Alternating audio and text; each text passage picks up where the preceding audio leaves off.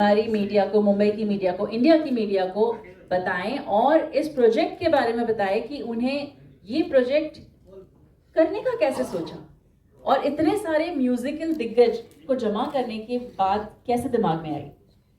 Over to you. Yeah, I would like to stay. It's better.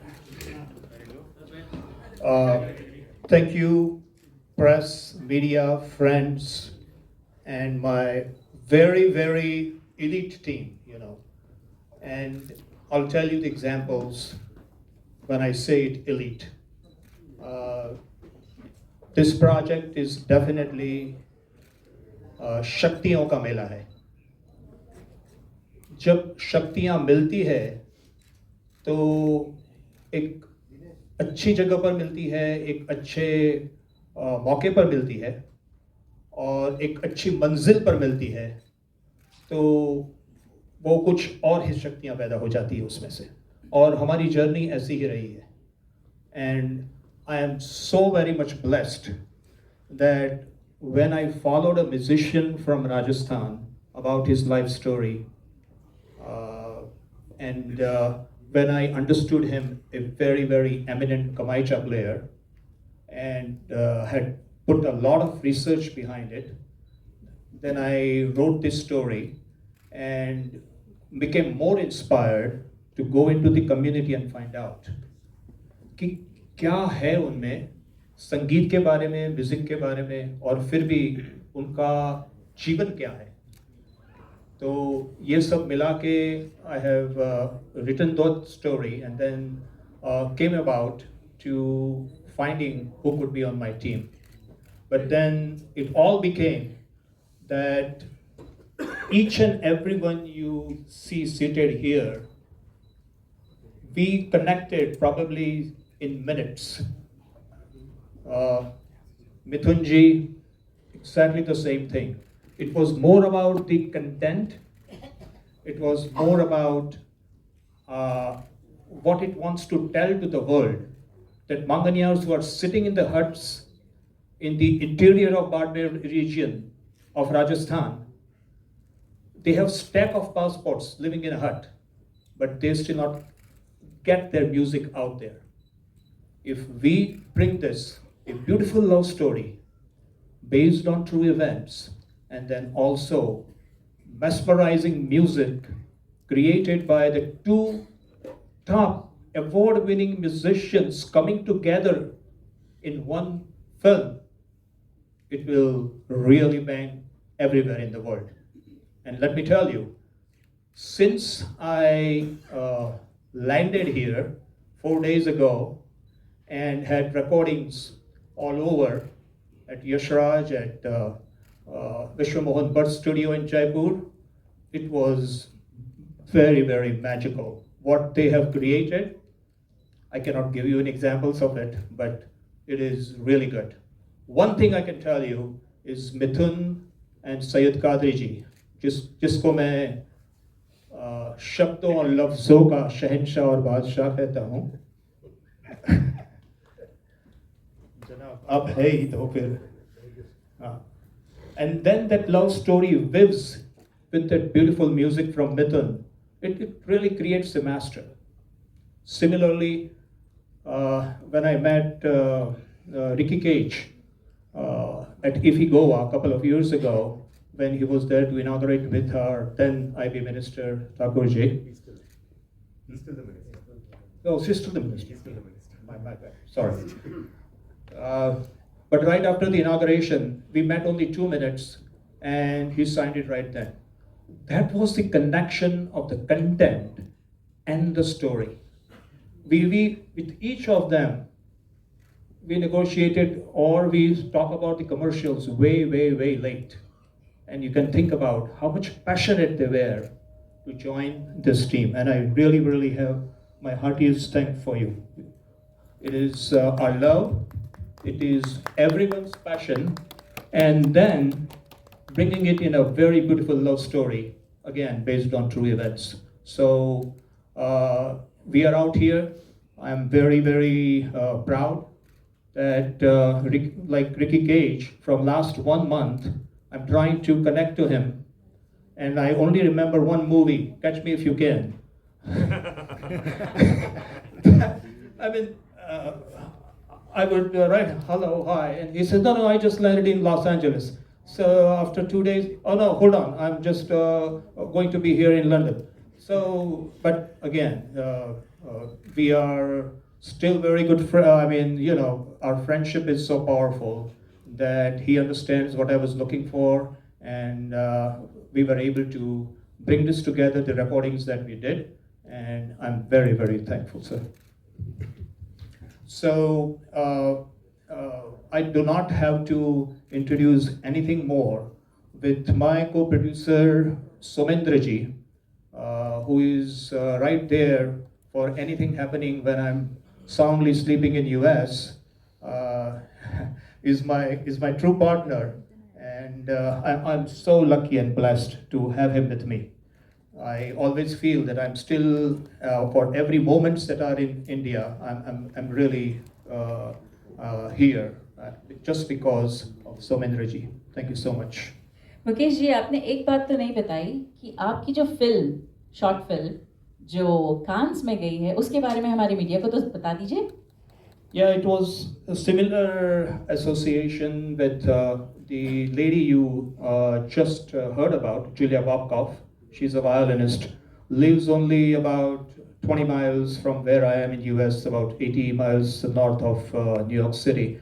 And we joined through a talk show, and we became together, and then we put this short film together called The Errand.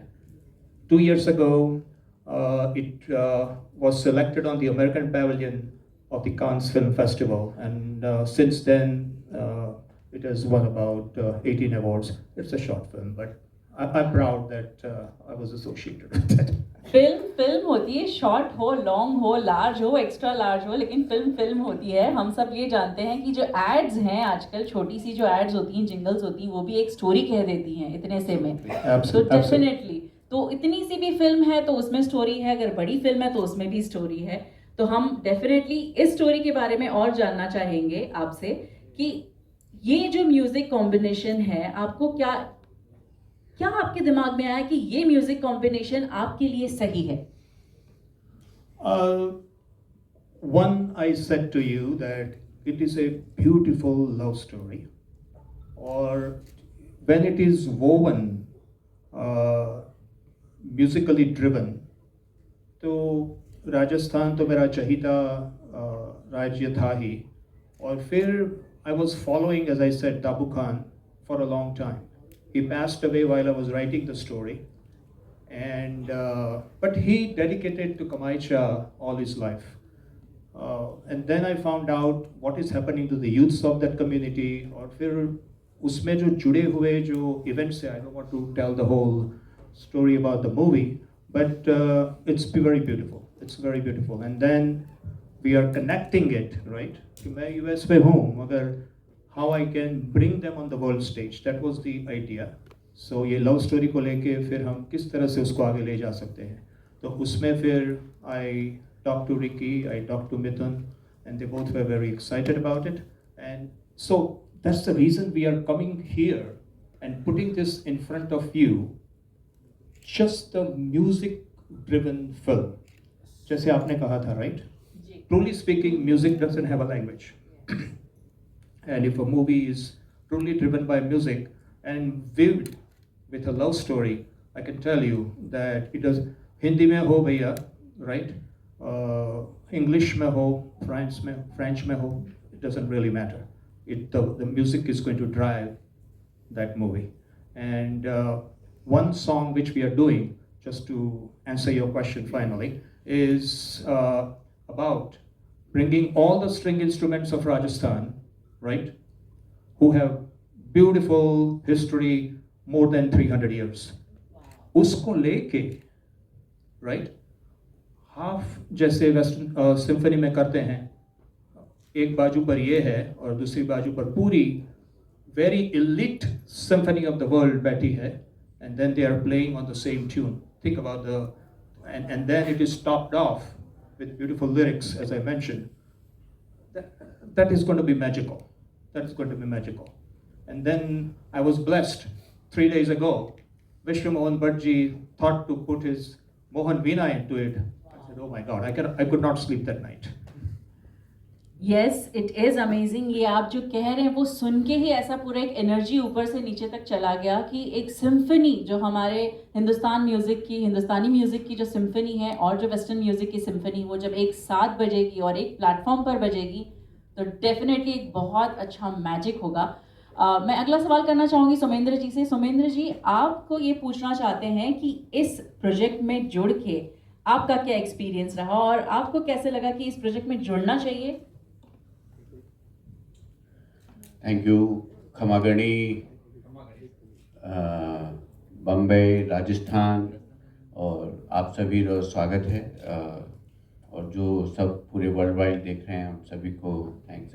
आपने पूछा कि ये project जुड़ने से या कैसे जुड़ा हुआ, और सबसे पहले मैं शुक्रगुजार हूँ सभी पूरी टीम का कि राजस्थान, और आप देख रहे हैं डायस पे जितने लोग बैठे हैं उनकी जड़ें राजस्थान से जुड़ी है। तो मैं बताऊंगा नहीं, पर एक एक करके सब अनवेल होगा। अभी तो रिकी भी बताएंगे, सभी बताएंगे कि कैसे हम राजस्थान से जुड़े हुए हैं। और मुझे बहुत प्राउड फील हो रहा है कि ये प्रोजेक्ट जब मुकेश जी ने करीब कोविड टाइम 2 साल पहले हमने शेयर किया, और उसके बाद हमने रिसर्च किया इसको, जैसलमेर, बाड़मेर, पूरा मांगनिया कम्युनिटी, उसके बाद में हमने पूरी इसकी स्क्रिप्ट रेडी हुई। फिर हम अनूप जी और जितने भी लोग हम हैं हमने बात किया।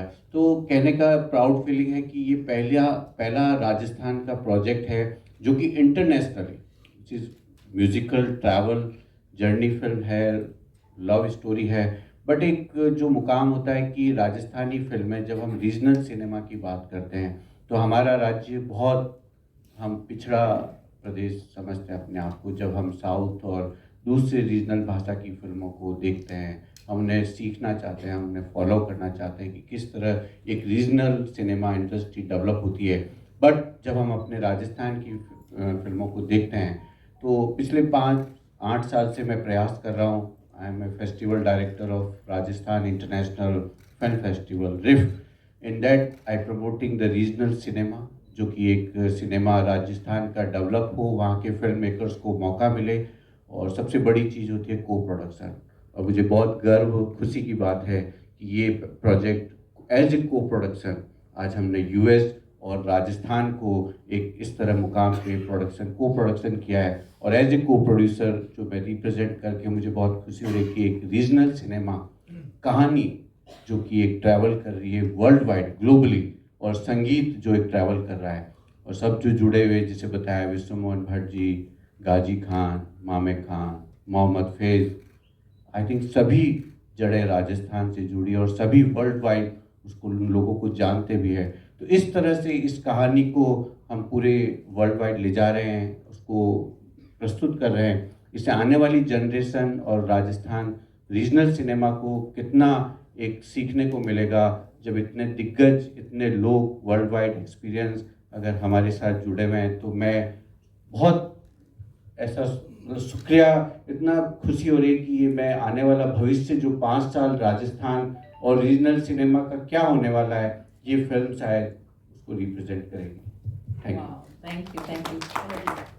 हमने हमारे चहीते मिथुन जी के म्यूज़िक के पैशन के बारे में तो काफ़ी सुना है, देखा है, बहुत सुंदर सुंदर गीत सुने हैं। तो मिथुन जी, मैं आपसे ये पूछना चाहूँगी कि इस प्रोजेक्ट में आपका जुड़ना कैसे हुआ?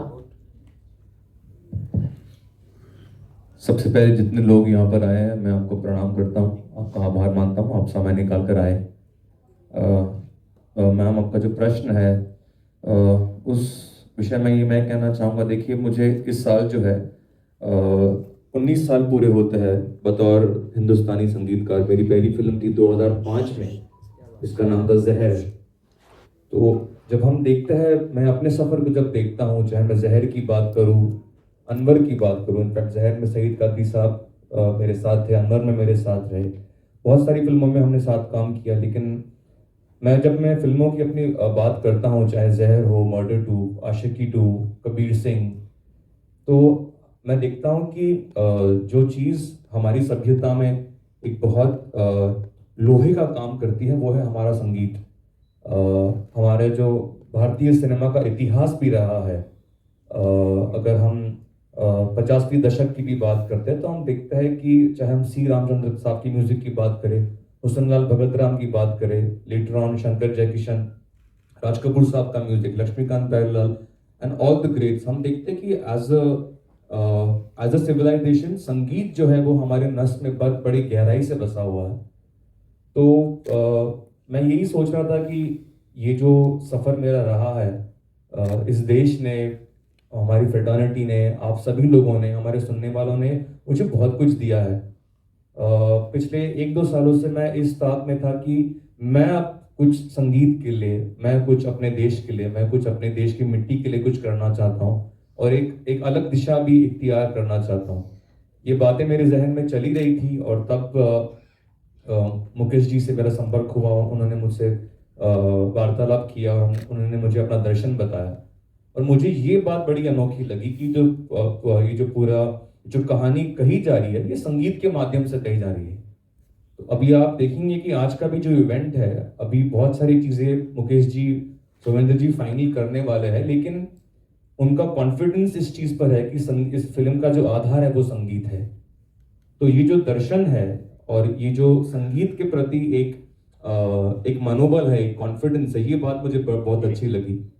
और मैंने यही देखा कि हम जब फिल्मों की बात करते हैं, संगीत की बात करते हैं, आज भी हिंदी फिल्मों में हम यही बात करते हैं कि अगर म्यूजिक जो है लोगों से उसका जो है वास्ता बन जाए तो फिल्म की जो ओपनिंग होती है बहुत मजबूत हो जाती है। इसका मतलब संगीत एक इतना मजबूत माध्यम है। तो मैं एक ऐसी फिल्म से जुड़ना चाह रहा था जहाँ पे मैं इस संगीत के जरिए और रंगों को पेश कर सकूं और अपने संगीत को एक नया चैनल दे सकूं। और फिर मैंने देखा कि जो कहानी है ये राजस्थान से जुड़ी हुई है। जैसे सोमेंद्र जी ने बताया कि जो लांगा कम्युनिटी है, मांगणियार है, उनके संगीत को मैंने बहुत सुना और मुझे लगा कि इस रंग को जो है, अगर मैं भारत का वासी होने का उसका प्रतिनिधि करता हूँ तो बड़ी खुशी की बात होगी। तो उसको लेकर और सईद कदरी साहब की पोइट्री को लेकर जो हमने एक्सप्लोरेशन किया है, हमारा इंटेंशन यही है कि हम भारत के इस संगीत के दुनिया के प्लेटफॉर्म तक लेके जाए, जैसे रिकी कर रहे हैं। इन्होंने हमारे देश का नाम गौरव बहुत बढ़ा दिया है। हाल ही में मेरा जो गाना था सनम रे, जो आप लोगों ने सुना है, उसकी एक धुन इस्तेमाल की गई थी एक गाने में जिसका नाम है वूटी, जो बिलबोर्ड हिप हॉप पे नंबर 1 पे जाके बैठा और वो एक हिंदुस्तानी धुन पर आधारित है। सनम रे एक हिंदुस्तानी धुन है। तो मुझे लगता है कि पूरी दुनिया जो है तैयार है कि भारत से जो संगीत आ रहा है उसके लिए, भारत के कलाकारों के लिए, भारत के संगीतकारों के लिए, और यही सही समय है जब हम अपने झंडे को और अपने क्रिएटिव बातों को एक ऊंचे स्तर पर लेके जा सकते हैं। तो मुझे लगा कि मुकेश जी का जो दर्शन है, सोमेंद्र जी का दर्शन है और कादरी साहब मेरे साथ में है, तो मुझे लगा ये सही समय है इस फिल्म से जुड़ने के लिए। और हमने जो शुरुआत की है वही इतनी खूबसूरत है कि मैं बहुत ज़्यादा एक्साइटेड हूँ इस सफ़र में हम आगे कैसे बढ़ते हैं। हम सब तो जानते ही हैं कि संगीत में एक जादू है। पहले संगीत से भी कई बीमारियों का उपचार होता था। ये तो हमने कई बार सुना है कि संगीत में इतना जादू है कि वो आपकी बीमारी भी ठीक कर सकता है। तो ऐसे जादुई संगीत जो भारत का संगीत है उससे कंपेयर कहीं से नहीं कर सकते। लेकिन अगर साथ में और सिम्फनी मिल जाए तो ये एक और ही नया रंग ले लेगा, एक और नया जादू पैदा करेगा। तो मैं रिकी जी आपसे पूछना चाहूंगी कि जब आप यहाँ की, आपकी जड़ें जो हैं वो राजस्थान की हैं, लेकिन जब आप इंटरनेशनली जब कोई काम करते हैं, जब आपको पुरस्कार दिया जाता है, तो आपका फील क्या होता है और इस प्रोजेक्ट के साथ आपका जुड़ने का क्या इंटेंशन था? First of all, I'd like to second what Mithun said, that thank you so much everybody for showing up. I know it's very difficult to travel in the traffic and get here on time, but thank you so much for showing up. It means a lot to all of us. And of course, it's a huge honor for me to work on this project with Somendra ji and Mukesh ji. I'm very grateful that they brought me on this project. And nowadays the way that music is consumed in today's times, it's very difficult to make timeless music because music has become very, it's got sort of like, it's appealing for a limited time because of the way streaming works and because of the way that we listen to music. So there are very few timeless classics that come out nowadays because of this.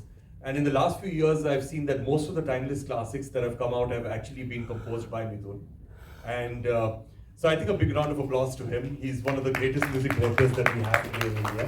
One of the most talented, and I'm a huge fan of his. So that's why for a musical that is composed by Mithun, for me to guest compose a song was equally a huge, huge honor for me. So I'm very grateful to be on this project and to get to meet him today.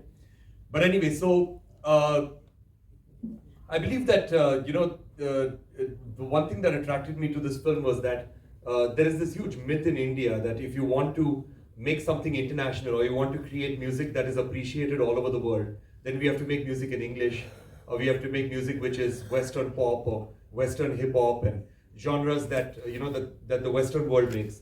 But that is not true, because the musicians and the films that have gotten international recognition from India have always been deeply rooted within Indian traditions. If you look at people who have won even Grammy Awards, like people like Ustad Zakir Hussain, or you look at Pandit Ravi Shankar or Pandit Vishnu Mohan Bhatt, or Shakti, all of them have been very deeply rooted within Indian traditions, or even movies like Lagan or RRR and Salam Bombay, these movies which have gotten international recognition, are all movies which are deeply rooted within Indianness. So that's the beauty of this particular movie of Millionaires of Love, that it's deeply rooted within Indian culture. And of course, for me, it was a return back to my roots because my father is from Rajasthan. And I've never been very connected to Rajasthan except for performing a few concerts over there in the past. So this was my opportunity to connect with my roots and connect with the Manganiyas and the folk musicians of Rajasthan to create this piece of music for Millionaires of Love. So very grateful to be over here and very grateful to be a part of this gathering. Thank you. अब हम शब्दों के बादशाह सैयद कादरी जी से बात करना चाहेंगे। सैयद जी, मेरे पास तो शब्द नहीं है कैसे मैं आपसे बात करूं, बिकॉज मैं सच में कहूं कि मुझे बोलना ज़्यादा नहीं आता, मैं सिर्फ सुन सकती हूं। इसलिए मैं कहती हूं कि मैं मतलब तान से इन नहीं लेकिन कान से इन हूं। मुझे म्यूज़िक बहुत पसंद है, लफ्ज़ बहुत पसंद है। मुझे अच्छा लगता है कोई अच्छी शायरी हो, अच्छी पोइट्री हो, या कोई भी अच्छा कहने वाला हो, गाने वाला हो। मैं सोचती हूँ जो अच्छा गा सकते हैं, अच्छा बजा सकते हैं, उनका डायरेक्ट कनेक्शन होता है उस ऊपर वाले से। मैं वहाँ पर नहीं पहुँच सकती, लेकिन आपके थ्रू, आप लोगों के थ्रू, जितने लोग यहाँ पर डाइस पर हैं, सबके थ्रू हम वहाँ पहुँच सकते हैं। तो सैयद जी, आपसे रिक्वेस्ट है कि आप हमारे अपनी जर्नी इसके बारे में बताइए। सबसे पहले तो मैं मीडिया का शुक्रगुजार हूँ कि आप लोग हमको सुनने आए हैं। ये फिल्म मेरे लिए अपनी मिट्टी का कर्ज उतारने की फिल्म है, क्योंकि मैं राजस्थान में पैदा हुआ, वहाँ परवरिश हुई मेरी, मैंने पढ़ाई की, बड़ा हुआ। वहाँ के गली मोहल्ले, झील, बावड़ियाँ, रेगिस्तान, वहाँ का वीराना भी बहुत खूबसूरत है। मैं उन सबको अपने साथ लेके इस दिल में मुंबई शहर में आया, और आज भी वही चीज़ें हैं। कहते हैं एक प्यासी ज़मीन में भूख उठती है। मैं उस प्यासी ज़मीन से आया हूँ, मेरे अंदर भी एक भूख है। उस भूख को मैं अपने गानों के ज़रिए लोगों तक पहुँचाता हूँ, और इसीलिए मेरे गाने जो है ख़ास करके यूथ और लोगों को बहुत पसंद आते हैं। और ये इत्तेफाक की बात है कि सोमेंद्र जी ने एक दिन मुझसे जिक्र किया कि सईद भाई, इस तरह की एक फ़िल्म जो है बनाने का ख्याल है। हमारे एक मित्र हैं मुकेश जी पारिक साहब, वो भी इस तरह से सोच रहे हैं इस फिल्म को बनाने के लिए, तो मैं चाहता हूँ कि आप इसमें शामिल हो। तो मेरे लिए बहुत बड़ी बात थी। मैंने बाकी बातें तो बाद में सोची। मैंने कहा सईद कादरी, अब ये वक्त आ गया कि जिस ज़मीन ने तुझे सब कुछ दिया, जहाँ पे तू पैदा हुआ, जहाँ तेरी परवरिश हुई, अब उसका कर्ज चुकाने का वक्त आ गया। मैं बहुत दिनों से इस ख्याल में था कि कोई ऐसी फिल्म आए कि जहाँ मैं अपनी मिट्टी की बात कर सकूँ, जहाँ अपने एहसास और महसूसात को लोगों तक रख सकूं, और ये मौका मुझे मिला। उसके लिए मैं मुकेश पारिक साहब का, रविंद्र जी का, भाई रिकी का, और मेरे दोस्त कह दें इसको, मेरा बच्चा कह दें, मिथुन के साथ काम करने का मौका मिला। और मैं इसके लिए तहे दिल से मुकेश जी आपका एक बार फिर से और सुमंद्र शुक्रगुजार हूँ इस मौका देने के लिए। और जहाँ तक शायरी की बात है, देखिए शायरी आपके आदमी आसपास होती है। सिर्फ आपकी नज़र की बात है, नज़रिए की बात है कि आप उस पोइट्री को कैसे देख पाते हैं या नहीं देख पाते हैं, या आपके नज़रिए पे डिपेंड करता है। मतलब मसलन मैं समझाऊँ, आप जो कह रही थी गीत के बारे जी। में, तो एक छोटा सा एग्जांपल देता हूँ मैं आपको कि जब मैं कॉलेज में पढ़ता तो खिड़की के पास बैठा करता था अक्सर, और उस खिड़की के बाहर से कॉलेज में बहुत सारे नीम के पेड़ थे। तो जब पतझड़ का मौसम आता था तो पत्ते गिर जाते थे, और उन पत्तों का एक ढेर इकट्ठा करके उनमें आग लगा दी जाती थी, उन्हें जला दिया जाता था। तो मेरे जहन में एक मंजर आया कि मैंने उस पर वो एक गाना लिखा जो जिस्म फिल्म में भी यूज़ किया गया बाद में, कि मेरे ख्वाबों का हर एक नक्श मिटा दे कोई, मेरे ख्वाबों का हर एक नक्श मिटा दे कोई, सूखे पत्तों का बचा ढेर जला दे कोई। वाह। तो पोइट्री आपके आसपास है, सिर्फ देखने की ज़रूरत है, उसको महसूस करने की ज़रूरत है। बस मैं इतना ही कहना चाहूँगा, और उम्मीद करता हूँ कि आपकी दुआएं हमारे साथ रहेगी, और ये जो प्रोजेक्ट हम लेके चले इस पर ज़रूर कामयाबी मिलेगी। Thank you so much. Thank you. सही बात कही, नजरिया बदलिए, नजर पूरे नज़ारे बदल जाएंगे। क्या बात। देखा, मैंने थोड़ा सा गड़बड़ कर दिया, फंबल कर दिया सर आपके सामने। I am really sorry about बहुत इट। बढ़िया। ओके, तो अनूप जी, हम आपसे जानना चाहेंगे आपकी एंट्री इस प्रोजेक्ट में कैसे हुई? टैंटन टाइप्स। नमस्कार आप सबको। एक्चुअली बहुत कम लोग ये जानते हैं कि मैं जयपुर का रहने वाला हूँ, राजस्थान से जुड़ा हूँ। मेरी ज़िंदगी का एक बहुत अहम और बड़ा हिस्सा जो है वो जयपुर में गुजरा। मेरी स्कूलिंग, मेरा कॉलेज, इनफैक्ट मेरी जो थिएटर रंगमंच की जो जर्नी है, जो एक्टिंग से लगाव है, वो सब जयपुर में ही शुरू हुआ। बिकॉज जैसा कि सब ने कहा, यहाँ जितने महानुभाव बैठे हैं सब के सब जो हैं वो राजस्थान से जुड़े हुए हैं, और राजस्थान कल्चरली कितना रिच है ये हम जानते हैं। तो जैसा कि कादरी साहब ने कहा कि होता है ना कि आप जहाँ पले बड़े हैं, जहाँ पढ़े लिखे हैं, वहाँ से आपका एक नाता हमेशा रहता है। और कभी आपको ज़िंदगी में अगर ऐसा मौका मिले कि उससे जुड़ी हुई कोई भी चीज़ का हिस्सा बनने का, तो मुझे लगता है कि बिना सोचे समझे उसमें कूद जाना चाहिए। तो आज से एग्जैक्टली 1 साल पहले की बात है, आई थिंक फरवरी फर्स्ट वीक का ही महीना था। हम लोग जयपुर में थे सोमेंद्र जी के फिल्म फेस्टिवल में, और वहाँ पर एक रात खाना खाने के बाद सोमेंद्र जी ने मेरी मुलाकात मुकेश जी से कराई, और वहीं डाइनिंग रूम में बैठे बैठे मुकेश जी ने मुझे पूरी कहानी सुना डाली इस फिल्म की। और मुझे सुन के लगा कि कुछ तो बात है इस कहानी। ऑब्वियसली इन्होंने म्यूज़िक की जिक्र किया, और मुझे याद है उस वक्त मिथुन और रिकी का जिक्र उस वक्त भी हो चुका था, 1 साल पहले भी। सो जब मुझे पता चला कि ये इस तरह की एक फिल्म बनने जा रही है और म्यूज़िक एक इम्पॉर्टेंट हिस्सा बनने जा रहा है, और जो कैरेक्टर्स इन्होंने मुझे सुनाए, जो कहानी सुनाई, और उसी रात को हमने शायद अपना ईमेल आईडी एक्सचेंज किया। और जब मैं सुबह उठा तो मेरे मेल इनबॉक्स में पूरी की पूरी फुल स्क्रीन प्ले था फिल्म का, और मैंने भी मौका नहीं छोड़ा और लगे हाथ उसको फटाफट पढ़ लिया, और इमीडिएटली इनको मेल पे रिप्लाई कर दिया कि sir I am going to be part of this film whenever you gonna start it. थोड़ी बहुत हमारी बातचीत होती रही है, और फिर फाइनली आज हम यहाँ मिले, और मुकेश जी का मेल आया कि हम आज ये अनाउंस करने वाले हैं।